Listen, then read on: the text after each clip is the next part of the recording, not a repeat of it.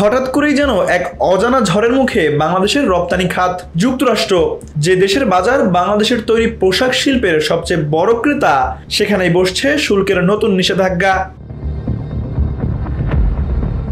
চলতি বছরের 1 আগস্ট থেকে যুক্তরাষ্ট্রে বাংলাদেশি পণ্যের উপর 35% বাড়তি শুল্ক বসাতে চাচ্ছে ট্রাম্প প্রশাসন।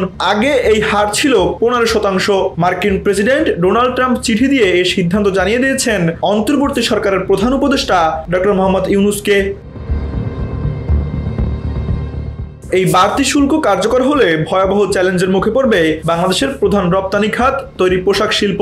বিশেষজ্ঞরা বলছেন, এতে করে যুক্তরাষ্ট্রের বাজারে বাংলাদেশের প্রতিযোগিতার সক্ষমতা কমে যাবে, আর চীন, পাকিস্তান ও ভিয়েতনামের মতো প্রতিদ্বন্দ্বীদের সঙ্গে টিকে থাকাই কঠিন হয়ে যাবে। গত বছর যুক্তরাষ্ট্রে বাংলাদেশ রপ্তানি করেছে $734 কোটি তৈরি পোশাক। দেশের মোট রপ্তানির 84% আসে এই খাত থেকে।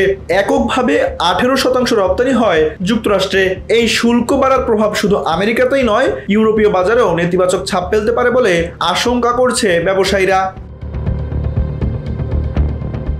তবে আলোচনার পথ এখনো পুরোপুরি বন্ধ হয়নি। ওয়াশিংটনে 10 থেকে 12 জুলাই পর্যন্ত যুক্তরাষ্ট্রের বাণিজ্য প্রতিনিধিদের সঙ্গে বৈঠকে বসবে বাংলাদেশ। সরকার আশাবাদী শেষ পর্যন্ত একটা সমাধান আসবে।